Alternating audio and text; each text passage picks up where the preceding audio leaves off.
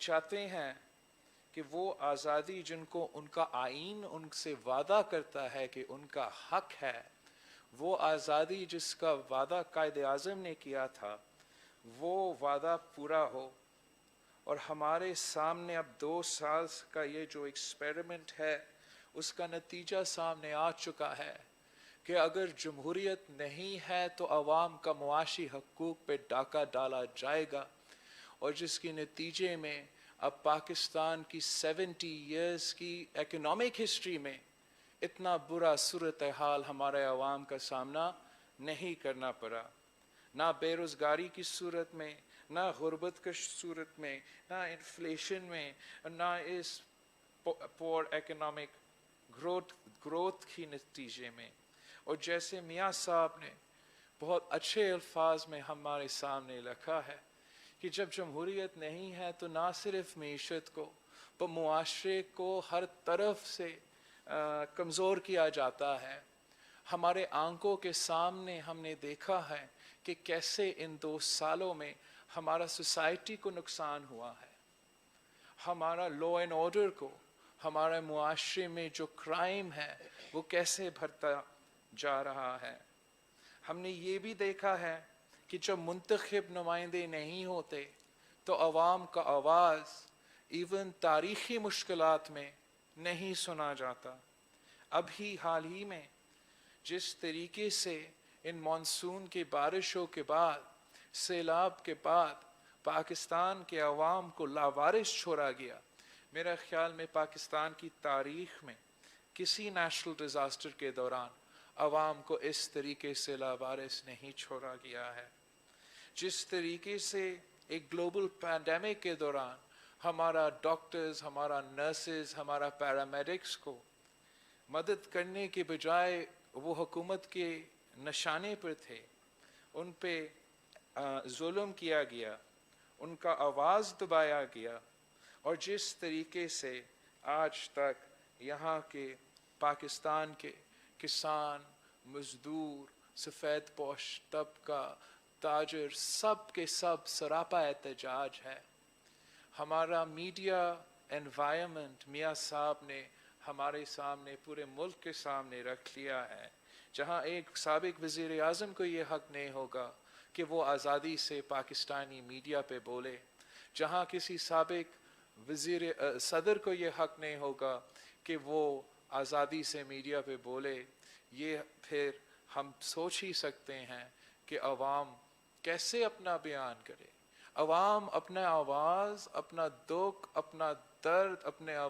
मसाइल कैसे सामने लेकर आए अगर उनको एहतजाज करने का हक़ नहीं है, अगर उनको मीडिया में अपना बयानिया देने का हक़ नहीं है, अगर उनके मुंतखब नुमाइंदे नेशनल असेंबली में भी बोल नहीं सकते, अगर उनके मुंतखब नुमाइंदे ना सिर्फ नेशनल असेंबली में बोल नहीं सकते हैं मगर वो अपना वोट का गिनती नहीं करवा सकते हैं जॉइंट सेशन में, जो इस मुल्क का सबसे अहम फोरम होता है, तो अवाम के लिए क्या उम्मीद होगा, क्या उम्मीद होगा, हम क्या रास्ता छोड़ रहे हैं। ये जो कुव्वतें हैं, ये जो इस्टेब्लिशमेंट है जिसने हमारा आवाम से जमहूरियत छीनी है, जिसने ये कठपुतली निज़ाम हम पर मुसल्लत किया है, उनको अब हमें समझाना पड़ेगा, हमें उनके सामने अवाम का मुतालमा डालना पड़ेगा कि हमें इस मुल्क को, इस मुल्क के अवाम को आज़ादी दो। हमें मुतालबा करने पड़ेगा कि हमारा लेवल प्लेइंग फील्ड नहीं था जनरल इलेक्शंस में,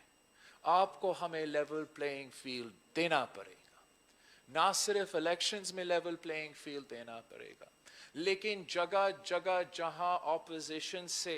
ये हक छीना गया है, चाहे वो अदालत में हो जहां ऑपोजिशन को लेवल प्लेइंग फील्ड नहीं मिलता, चाहे वो मीडिया पे हो जहां ऑपोजिशन को लेवल प्लेइंग फील्ड में नहीं मिलता, और अब पार्लियामान में भी ये है कि ऑपोजिशन को लेवल प्लेइंग फील्ड नहीं है। तो यहाँ के बैठे लीडर से, सीनियर से, जो MRD में movement of restoration of democracy में हमारे साथ रहें, जो ARD में alliance of restoration of democracy में साथ रहें, जो यहाँ के सीनियर्स ने चार्टर ऑफ डेमोक्रेसी पे काम किए थे, उनसे हमारा दरख्वास्त है, आप सब से हमारा रिक्वेस्ट है, आप सब ने हुकूमत देखा है, आप सब ने इख्तियार संभाला है, पावर संभाला है, हुकूमत संभाला है, आपने हर सूरत हाल देखा है, आपने आमरीत भी देखा है, आपने कंट्रोल जमहूरियत भी देखा है। अब आपको ऊपर भी एक जिम्मेदारी आता है कि आप नया नस्ल के लिए हमारे साथ मिलके हकीकी जमहूरियत का मुतालबा करें। इसको हकीकत में तब्दील करने के लिए हमें एक बार फिर, चाहे वो movement for the restoration of democracy हो या alliance of restoration of democracy हो, हमें उसी इत्तेहाद के साथ, उसी यूनिटी के साथ एक और अलायंस फॉर्म करना पड़ेगा, जिसका बुनियाद एक नया चार्टर ऑफ डेमोक्रेसी हो, जिसका मंशूर एक नया चार्टर ऑफ डेमोक्रेसी हो। इसको हमारा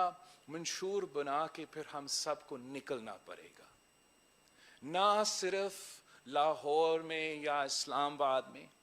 मगर इस मुल्क के देहातों में, गवादर में, बलोचिस्तान में, पेशावर में, फाटा में, गिलगित बल्तिस्तान में, आज़ाद कश्मीर में, इस मुल्क के छोटे शहरों में, देहातों में, हम सबको